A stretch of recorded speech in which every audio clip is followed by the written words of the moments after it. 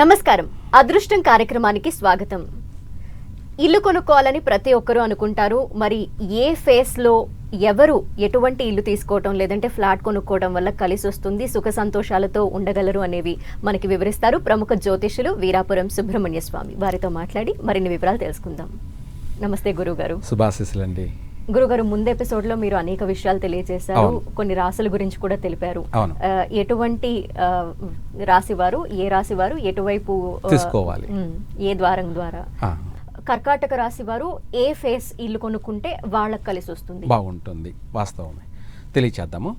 అలాగే మీరు అన్నట్టుగా ఏ రాశి వారికి ఏ ముఖంగా ఏ దిశగా కొంటే బాగుంటుంది, అది ఖాళీ ప్లాట్ అయినా సరే, ఖాళీ స్థలమైనా సరే, లేదు కన్స్ట్రక్షన్ అయిపోయినటువంటి అపార్ట్మెంట్లో ఉన్నటువంటి ఇల్లు అయినా సరే, లేదా కట్టినటువంటి ఇండివిజువల్గా ఉన్నటువంటి ఇల్లు అయినా సరే, ఏ రాశి వారికి అంటే రాశి వారికి మామూలుగా ఇక్కడ మనకు ఇది అనంతమైనది.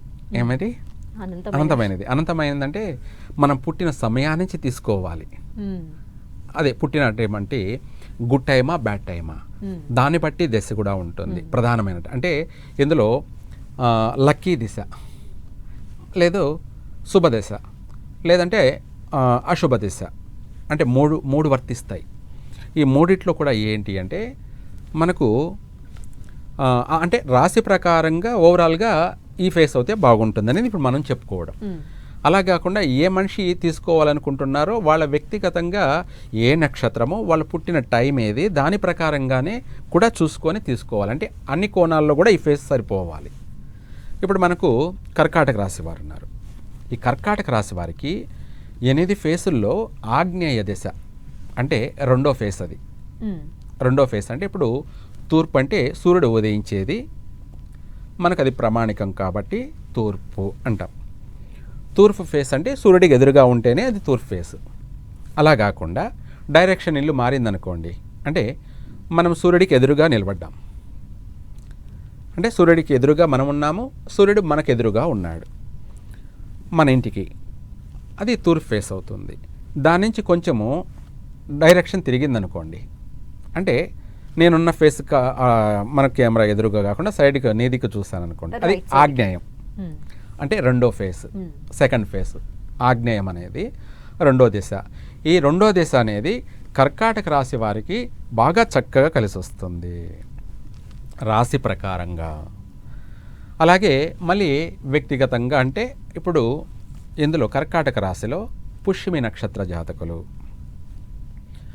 పునర్వసు నక్షత్రం 4వ పాదము, అలాగే పుష్యమి నక్షత్రం 4 పాదాలు, ఇదే కాకుండా ఆశ్లేష నక్షత్రం 4 పాదాలు, ఇవి కలుపుకుంటే మనకు కర్కాటక రాశి వారందరికీ కూడా పర్మనెంట్ దిశ ఏదన్నా ఉంది అంటే అది ఆగ్నేయ దిశ, రెండో ఫేజ్. ఇది తీసుకున్నట్టయితే కలిసి వస్తుంది. అంతేకాకుండా పుష్యమి నక్షత్రము, అలాగే వాళ్ళ పుట్టినటువంటి సమయాన్ని బట్టి మకర లగ్నమైన లేదా కుంభ లగ్నమైన ఏమవుతుందంటే అప్పుడు పడమర ఫేస్ తీసుకోవాలి. ఇది మళ్ళీ నక్షత్ర ప్రకారంగా వెళ్తుంది. కానీ ఓవరాల్గా రాశివారు తీసుకోవాల్సింది కర్కాటక రాశివారు ఆగ్నేయముఖంగా ఉన్నటువంటి డైరెక్షన్లో ఉన్నటువంటి ఇల్లుని తీసుకున్నట్టు అయితే బాగా చక్కగా కలిసి వస్తుంది. అయితే ఇక్కడ ఆగ్నేయం అంటే చాలామంది కొంతమంది భయపడతారు. అంటే ఆగ్నేయం అనేది శుభప్రదమైంది. ఆగ్నేయం పెరగకూడదు. ఇల్లు మనకు కట్టిన ఇల్లు అయినా సరే, అది అపార్ట్మెంట్ అయినా సరే, లేదా మన ఇండివిజువల్గా కట్టుకునే ఇల్లు అయినా సరే, లేదంటే మన ఖాళీ స్థలమైనా సరే, ఇల్లు అనేది ఆగ్నేయం పెరగకూడదు, ఎక్స్పాండ్ పెరగకూడదు, అంతవరకే. ఆగ్నేయ ఫేస్ అనేది శుభప్రదమైనటువంటిది, అత్యంత శుభప్రదమైనటువంటిది. ఎందుకంటే మనము గృహప్రవేశం అంటే మనం గృహంలోకి ప్రవేశించింది గృహప్రవేశం. అక్కడ వెళ్ళగానే ప్రధానంగా రెండో పని చేసేది ఏంటంటే పాలు పొంగించడం. ఎందుకు ఈ పాలు పొంగించడం అంటే ఇది ప్రధాన ఘట్టం అన్నమాట. గృహప్రవేశంలో ప్రధానమైన అంశం ఏదైనా ఉంది అంటే పాలు పొంగించడం. అది ఎక్కడ పొంగిస్తామంటే ఆగ్నేయంలో మాత్రమే పొంగించాలి పాలను. అక్కడ పాలు పొంగడము అంటే ఆ దశ అనేది అత్యంత అభివృద్ధి దశ అని అర్థం. వాస్తవరీత్యా అభివృద్ధి. మనకు ప్రతిదానికి కూడా మనం పుట్టిన సమయం బాగలేకపోయినా, మనకు జాతకరీత్యా ఏ సమస్యలు ఉన్నా కూడా మనం దానికి సంబంధించినటువంటి పరిష్కార మార్గం కోసమై హోమాన్ని జరిపిస్తాం. ఆర్థిక పరంగా నష్టం జరుగుతుందనుకో, దాని నుంచి మనం బయటపడడానికి రుణ విమోచన హోమం చేస్తాం.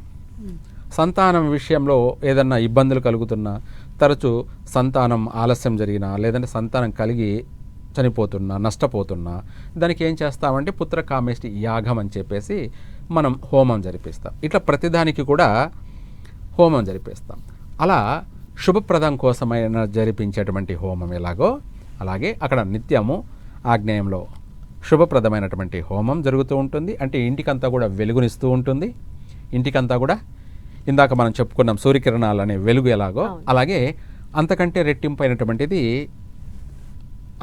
ఈ యొక్క వెలుగు నిత్య హోమం అన్నది. అక్కడ మనం పాలు పొంగించడం అంటే పాలు పొంగి ఎలా కింద పోతున్నాయో మనం ఆర్థిక పరంగా కూడా మనము సంపాదించే దానికంటే కూడా ఎక్కువగా రెట్టింపు అధిక ధనార్జన కలగాలని చెప్పేసి, అధికంగా ధనయోగం కలగాలని చెప్పేసి మనం అక్కడ పాలు పొంగిస్తాం. ఆ పాలు పొంగి ఎలా పోయాయో ఆ ఇల్లు కూడా అలా అన్నిట్లోనూ అభివృద్ధి చెందాలి. అన్ని రంగాలలోనూ అన్ని విషయాలలోనూ వాస్తు ప్రకారంగా విద్యా విషయంలో కానీ, తెలివితేటలలో కానీ, మన నడవడికలో కానీ, మనం చేసే పనులలో కానీ, అంతేకాకుండా ఆర్థికపరమైనటువంటి విషయాలలో కానీ, ఆరోగ్యపరమైనటువంటి విషయాలలో కానీ, సంతాన విషయాలలో కానీ, అలా ఒక్కటేమిటి అన్ని విధాల కూడా మనం ప్రతి రంగంలో కూడా అభివృద్ధి చెందాలని చెప్పేసి మనం పాలు పొంగిస్తాం. అటువంటి దిశ అది అత్యంత శక్తివంతమైనటువంటిది, అత్యంత శుభప్రదమైనటువంటిది ఆగ్నేయ దిశ. అయితే ఈ ఆగ్నేయ దిశగా ఉన్నటువంటి ఇల్లును ఈ కర్కాటక రాశి వాళ్ళు కొన్నట్టయితే చక్కగా కలిసి వస్తుంది. మరొక రాశి గురుగారు సింహరాశి. సింహరాశి మనకు తర్వాత వాస్తు ప్రకారంగా ఎవరికి ఏ దశ అనే విషయాలలో సింహరాశి వాళ్ళు అందరూ కూడా ఓన్లీ తూర్పు ముఖం మాత్రమే కొనాలి. ఈ సింహరాశి వాళ్ళు తూర్పు ముఖంగా కొన్నట్టయితే అంటే ఆ రాశి వారు అందరూ కూడా కలిసి వచ్చేది మకా నక్షత్రం. మకా నక్షత్ర ప్రకారంగా వీళ్ళకు పడమర కూడా కలిసి వస్తుంది, తూర్పు కలిసి వస్తుంది. అయితే అదృష్ట దశ ఏదంటే తూర్పు ముఖం మాత్రమే. ఎందుకు ఆ నక్షత్రం అంటే నక్షత్రాధిపతి కేతు కాబట్టి పడమర ముఖం కూడా వర్తిస్తుంది. కానీ చాలామందికి పడమర ముఖం కలిసి వచ్చేటప్పటికీ కూడా కానీ కొన్ని విషయాలలో బాగోదు. ఆర్థిక పరంగా బాగుండిందనుకోండి, సంసార జీవితంలో బాగుండదు. లేదు ఆర్థికంగా బాగుందనుకోండి, సంసార జీవితంలో బాగుండదు. అలా కొన్ని మైనస్లు ఉంటాయి. ఏది మకా నక్షత్ర జాతకులకి. పుబ్బా నక్షత్రం వాళ్ళైనా ఉత్తరా నక్షత్రం వాళ్ళైనా పూర్తిగా తూర్పు ముఖమే కలిసి వస్తుంది. అయితే ఈ సింహరాశిలో మకా నక్షత్ర జాతకులు ఓన్లీ తూర్పు మాత్రమే వీళ్ళకు శుభప్రదంగా ఉంటుంది. అన్ని విధాలా బాగుంటుందంటే అటు సంసార జీవిత పరంగానూ బాగుంటుంది, ఆర్థిక పరంగానూ బాగుంటుంది, ఆరోగ్యపరంగా కూడా వీళ్ళకు బాగా కలిసి రావాలంటే తూర్పు ఫేస్ మాత్రమే కొనుక్కోవాలి. కన్యారాశి. ఈ కన్యారాశి వాళ్ళు వచ్చేటప్పటికి ఓవరాల్గా కన్యారాశి వాళ్ళు ఏ నక్షత్రం వాళ్ళు అనే దానికి పక్కన పెట్టేస్తే కన్యారాశి వాళ్ళు మొత్తం కూడా ఈ రాశి వాళ్ళు ఉత్తర ముఖాన్ని కొనుక్కోవాలి. ఉత్తర ఫేస్ తీసుకుంటే వీళ్ళకు బాగా చక్కగా కలిసి వస్తుంది. అయితే కన్యారాశిలో వచ్చేటప్పటికి ఉత్తరా నక్షత్రం 3 పాదాలు అనగా 2, 3, 4 అనగా ఈ 3 పాదాలు కూడా ఉత్తరా నక్షత్రం కన్యారాశి. నక్షత్ర ప్రకారంగా తీసుకుంటే తూర్పు ఫేసు, అలాగే రాశి ప్రకారంగా తీసుకుంటే ఉత్తరముఖం. ఇక్కడ హస్తా నక్షత్ర జాతకులు వీళ్లకు కలిసి వచ్చేటువంటి దిశ ఏదన్నా ఉందంటే ఆగ్నేయం నక్షత్ర ప్రకారంగా. రాశి ప్రకారంగా తీసుకుంటేనేమో ఉత్తరముఖం.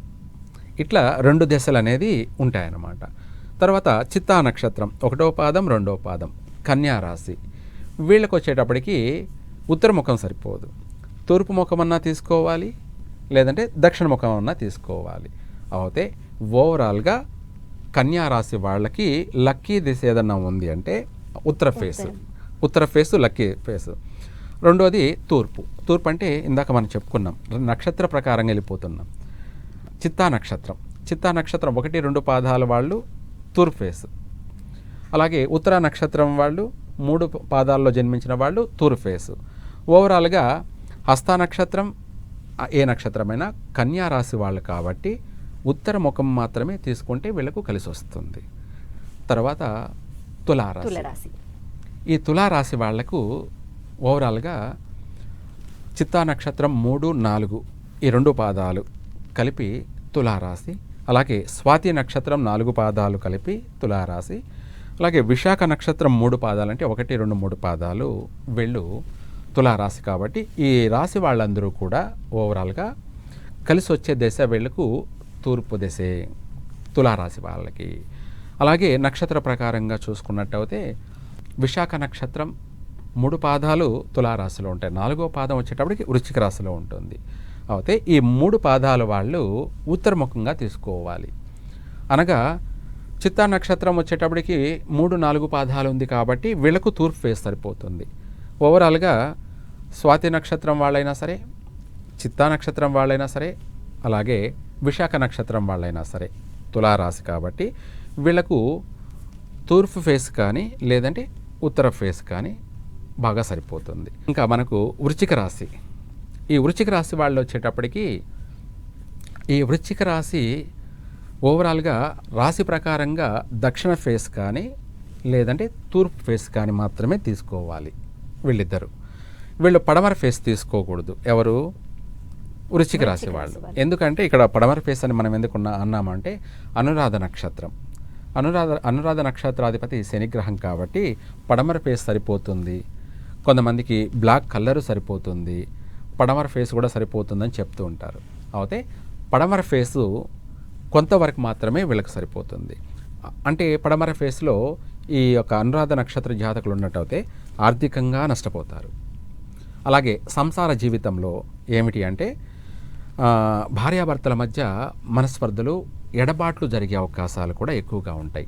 అందుకనేసి ఏది ఏమైనా ఓవరాల్గా ఈ వృశ్చిక రాశి వాళ్ళు తూర్పు ఫేస్ కానీ లేదంటే దక్షిణ ఫేస్ కానీ తీసుకోవడం వీళ్ళకు కలిసి వచ్చేటువంటి విషయం.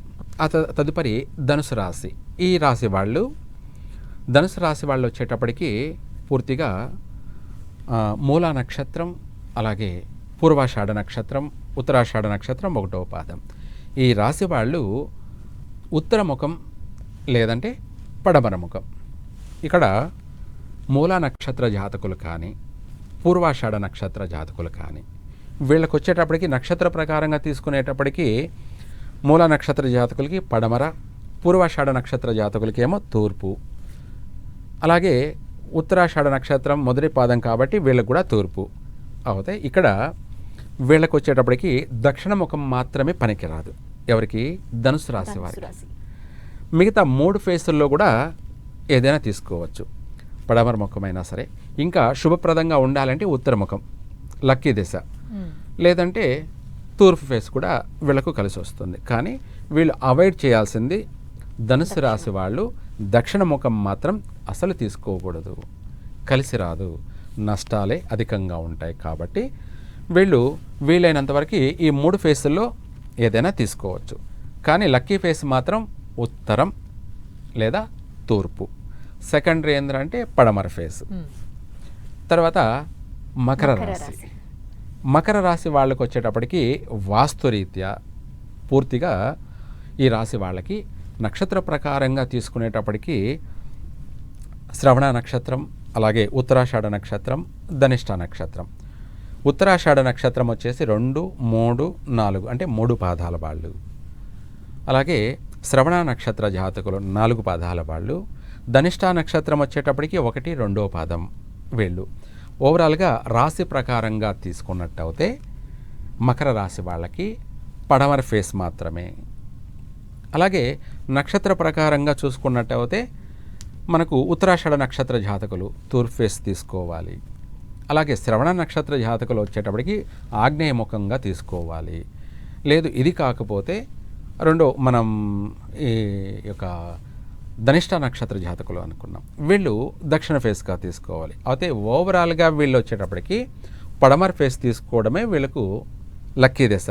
తర్వాత కుంభరాశి వాళ్ళకి ఓవరాల్గా కుంభరాశిలో అనగా ధనిష్ట నక్షత్రం 3-4 పాదాలు, శతభిష నక్షత్రం 4 పాదాలు, అలాగే పూర్వభాద్ర నక్షత్రం 3 పాదాలు. ఈ రాశి వాళ్ళు వచ్చేటప్పటికి ధనిష్ట నక్షత్ర ప్రకారంగా తీసుకుంటే తూర్పు తీసుకోవాలి. ఎందుకంటే కుంభరాశి కదా, పడమర ఫేస్ అనుకుంటారు చాలామంది. ఈ యొక్క ధనిష్ట నక్షత్రం 3-4 పాదాలలో జన్మించిన వాళ్ళు పడమర ముఖంగా తీసుకోకూడదు. వీళ్ళు వచ్చేటప్పటికి తూర్పు తీసుకోవడమే వీళ్ళకు శుభప్రదంగా ఉంటుంది, కలిసి వస్తుంది. ఎలా కలిసి వస్తుంది అనే విషయాలు ఆర్థిక పరంగా బాగుండాలన్నా తూర్పు ముఖమే ఉండాలి వీళ్ళకి. అలాగే సంసార జీవితం అంటే భార్యాభర్తల యొక్క సంసార జీవితానికి వచ్చేటప్పటికి కూడా వీళ్ళకు తూర్పు ఫేస్ ఉంటేనే బాగుంటుంది. కానీ రాశి ప్రకారంగా పడమరైనప్పటికీ కూడా తూర్పు మాత్రమే వీళ్ళకు విశేషంగా కలిసి వస్తుంది. అలా కాకుండా పడమర తీసుకున్నారనుకోండి, భార్యాభర్తల మధ్య సఖ్యత లోపిస్తుంది, ఎడబాట్లు జరిగే అవకాశము ఉంటుంది. అలాగే ఆర్థికపరమైనటువంటి విషయాలలో అప్ అండ్ డౌన్లు ఉంటుంది. అంటే 2 రోజులు బాగుందనుకోండి, మళ్ళీ కొద్ది రోజులు నష్టాలు కష్టాలు ఎదురవుతుంటాయి. అలాగే శతభిష నక్షత్రం వాళ్ళైతే పూర్తిగా పడమర ఫేసే వీళ్ళకు బాగా కలిసి వస్తుంది. ఇదే కాకుండా పడమర ఫేసే కాకుండా పడమరలో వాయువ్యం కూడా వీళ్ళకు బాగా కలిసి వస్తుంది. ఎటు పడమర నైరుతి కానీ, పడమర కానీ, లేదంటే వాయువ్యం కానీ, ఈ 3 ఫేసులు కూడా ఈ యొక్క శతభిష నక్షత్ర జాతకులకి చక్కగా కలిసి వస్తుంది. ఇదే కాకుండా పూర్వభాద్ర ఈ నక్షత్రం వాళ్ళు ఉత్తరముఖం తీసుకోవడం వీళ్ళకు శుభప్రదం. అయితే మొత్తం మీద ఓవరాల్గా కుంభరాశి వాళ్ళు పడమర ఫేస్ కానీ లేదంటే ఉత్తరముఖం కానీ రెండోది. అంటే ఒక్కొక్కరికి అదృష్ట దశ అనేది ఒకటే కాకుండా 2 కూడా ఉంటాయి. కాబట్టి పడమర ఫేస్ అనేది కుంభరాశి వాళ్ళకి శతభిష నక్షత్ర జాతకులకి అయితే మాత్రమే లక్కీ దశ. రాశి ప్రకారంగా మొత్తం తీసుకున్న పడమరే అయినప్పటికీ రెండో ఆప్షన్ ఏదైనా ఉంది అంటే ఉత్తరముఖం. ఈ రెండిట్లో ఏదైనా తీసుకోవచ్చు, చక్కగా వీళ్ళకు కలిసి వస్తుంది. చివరి రాశి మీనరాశి. మీనరాశి మీనరాశి వాళ్ళకి వచ్చేటప్పటికి వీళ్ళకు ఓవరాల్గా ఈ రాశి మొత్తం మీద ఉత్తరం కానీ లేదా ఈశాన్యం కానీ లేదా వాయువ్యం కానీ ఈ 3 ఫేసుల్లో మనకు ఉత్తరమే లేదు, ఈశాన్యం ఉందనుకోండి ఇంకా లక్కీ ఫేస్. లేదు ఉత్తరము కాదు ఈశాన్యము కాదు వాయవ్య ఫేస్ అనుకోండి ఇంకా కూడా లక్కీ ఫేసే వీళ్ళకు. ఎవరికి? మీనరాశి వాళ్ళకి 3 ఫేసులు వీళ్ళకు బాగా కలిసి వస్తుంది. అంటే చాలామంది ఏం చేస్తారంటే తూర్పా లేదా దక్షిణమా లేదంటే పడమరనా లేదా ఉత్తరమా అనేది 4 చూసుకుంటూ ఉంటారు. ఈ 4 ఫేసులు మాత్రమే ఎక్కువగా అందరూ అనుసరిస్తారు, ఫాలో అవుతుంటారు. 4 కాదు, 8 ఫేసులు ఉన్నాయి. ఈ 8 ఫేసుల్లో కూడా ఏ మూల ఎవరికి కలిసి వస్తుంది, అలాగే ఏ దశ ఎవరికి కలిసి వస్తుంది అనే అంశంలో మీనరాశి వాళ్ళకి ఉత్తర వాయవ్యము, అలాగే ఉత్తరముఖము, అలాగే ఈశాన్యం కూడాను, ఈ 3 ఫేసులు కూడా ఈ రాశి వారికి బాగా కలిసి వస్తుంది. అయితే లక్కీ ఫేస్ అంటే వాయవ్యము అలాగే ఉత్తరం లక్కీ ఫేస్. అలాగే ఈశాన్యం ఏంటంటే ఓవరాల్గా అందరికీ కూడా తీసుకోవచ్చు, కలిసి వస్తుంది. అందుకనేసి మీనరాశి వాళ్ళు ఓన్లీ ఉత్తరముఖం కానీ లేదంటే వాయుముఖం కానీ ఈ 2 ఏదైనా తీసుకోవచ్చు. ఓవరాల్గా ఇద్దరికి బాగుందనుకోండి, ఇద్దరికి కలిసి వస్తుందనుకోండి, అప్పుడు స్త్రీ పురుషులు ఇద్దరికీ బాగున్నప్పుడు ఆ కుటుంబం అంతా కూడా అభివృద్ధి చెందుతుంది, అన్ని విధాలు అభివృద్ధి చెందుతుంది. గురుగారు, అంటే ఈ రాసులు నక్షత్రాలు ఇవేవి చూడకుండా కొంతమంది తీసుకోవటం జరుగుతుంది. అలా తీసుకున్నప్పుడు కొంత నష్టం జరిగే అవకాశాలు ఉన్నాయి. ఆ నష్టాల నుండి కొంతవరకు గట్టెక్కేందుకు ఏదైనా చిన్న చిన్న పరిహారాలు ఏమైనా చేసుకోవచ్చా? వాస్తవంగా మీరు చెప్పినట్టుగా మనకు వాస్తరీత్యా మనకు ఏదో ఒక లోపం ఉంటేనే మనకు ఆ స్థానంలో మనకు నష్టాలు జరుగుతుంటాయి. నష్టాలంటే ఆర్థిక నష్టం కావచ్చు, లేదంటే ఆరోగ్య నష్టం కావచ్చు. ఇదే కాకుండా సంసార జీవితంలో భార్యాభర్తల యొక్క మధ్య ఎక్కువగా మనస్పర్ధలు, గొడవలు, కొట్లాట్లు, ఎడబాట్లు, ఇవి చికాకు కుటుంబం అంతా కూడా ఇబ్బంది కలుగ చేస్తుందంటే అటువంటి వాటికి సంబంధించి మనం ఏం చేయాలంటే దీంతో పాటు ఆ ఇంట్లో గణపతి యంత్రం ఏమిటి గణపతి యంత్రాన్ని మనము ఆగ్నేయ మూలగా ఇంట్లో మనకు భూమిలో ఒక 9 అంగుళాల ప్రమాణంలో గణపతి యంత్రాన్ని కానిపెట్టినట్టయితే ఆ ఇంటికి సమస్త దోషాలు నశిస్తాయి. సమస్త దోషాలన్నీ నశిస్తాయి. ఒకవేళ ఇది కాని పక్షాన ఇంకొకటి ఏమిటి అంటే శ్రీచక్ర యంత్రాన్ని, ఇది మనము ఆగ్నేయంలో అయినా సరే లేదంటే పూజా మందిరంలో భూమిలో ఈ రెండు ఏవి అయినా సరే ఈ రెండు యంత్రాలలో శ్రీచక్ర యంత్రమా, మెయిన్ ప్రధానంగా చెప్పాలంటే గణపతి యంత్రం లేదు శ్రీచక్ర యంత్రం, ఈ రెండిట్లో ఏదైనా సరే ఆ ఇంట్లో మనము భూమిలో పెట్టినా పర్వాలేదు. లేదంటే వాల్లో కట్టిన ఇల్లు ఉంది, వాల్లో మనము కట్ చేసి ఆ వాల్ లోపల పెట్టి మనం నిలబెట్టి మనం మళ్ళీ ప్లాస్టింగ్ చేసుకోవాలి. అది సెకండరీ. భూమిలో పెడితేనే బాగుంటుంది. అంటే భూమిలో పెట్టడం ఏంటంటే ఆసనం వేసుకొని కూర్చోవడం. కట్టుకున్నాక ఎంతో ఇష్టంతోనూ ప్రేమతోనూ ఎంతో ఆశతోనూ కట్టుకున్న ఇంటిని అమ్ముకోవాల్సిన అవసరం లేదు. మనకు ఎవరైనా సరే చాలామంది అది అపార్ట్మెంట్లో అయినా సరే ఇల్లు కొన్నాక లేదంటే ఇండిపెండెంట్గా కట్టుకున్నాక కలిసి రాక చాలామంది అమ్ముకుంటుంటారు కదా. అలాంటి పరిస్థితి రావాల్సిన అవసరం ఉండదు. అమ్ముకునే పరిస్థితి దాకా రాకూడదు. మనం ముందుగానే మనకు ఆ ఇంట్లో ఏదన్నా మనసుకి కీడు శంకిస్తూ ఉన్నా, మనకు ఆ ఇంటి పైన అనుమానం వస్తూ ఉన్నా, లేదు ఎటువంటి ఏదైనా సరే మనకు అప్పుడే తెలియచేస్తూ ఉంటుంది. వైబ్రేషన్, పాజిటివ్ వైబ్రేషన్ అనేది, నెగిటివ్ వైబ్రేషన్ అనేది, అంటే చెడు గాలి మంచి గాలి అనేది ఎలా మనకు తెలుస్తూ ఉంటుందో ఆ విధంగానే ఇప్పుడు పూల పక్కన ఉన్నామనుకోండి, పూల వాసన అనేది మనకు తెలిసిపోతుంది. అలాగే మనము డ్రైనేజ్ పక్కన ఉన్నామనుకో, డ్రైనేజ్ వాసన దుర్వాసన అనేది మనకు తెలిసిపోతుంది. ఎలా మనకు ఆ గాలి తెలుస్తుందో అట్లాగే ఆ ఇంట్లో మనకు కష్టాలు అనేటివి కూడా తెలుస్తూ ఉంటాయి, లేదు మనకు సుఖాలు అనేది కూడా తెలుస్తూనే ఉంటాయి. ప్రతి ఒక్కరికి తెలుస్తుంది. అయితే దాన్ని బట్టి మనకు కష్టాలు అనేది 1, 2, 3 సమస్యలు వచ్చినప్పుడే జాగ్రత్త పడి మనం దానికి పరిష్కారం చేసుకుంటే వాళ్ళు అక్కడ సేవ్ అయిపోతారు, సేఫ్గా ఉంటారు. అన్ని కష్టాల నుంచి వాళ్ళు వాటన్నిటిని కూడా జయించుకొని బయటపడతారు, ఆనందంగా ఉంటారు. చాలా చక్కటి విషయాలు గురుగారు. అంటే ఏ రాశి వాళ్ళు ఎటువైపు ఇల్లు తీసుకోవటం వల్ల వాళ్ళకి కలిసి వస్తుంది అనేవి కూడా తెలియజేశాము. ఒకవేళ అలా కుదరకపోయినప్పటికీ కూడా పరిష్కార మార్గం ద్వారా వాళ్ళు గట్టెక్కచ్చు అనే విషయాన్ని కూడా 100% బాగుపడచ్చు. ధన్యవాదాలండి. సర్వే జన సుఖినో భవంతు.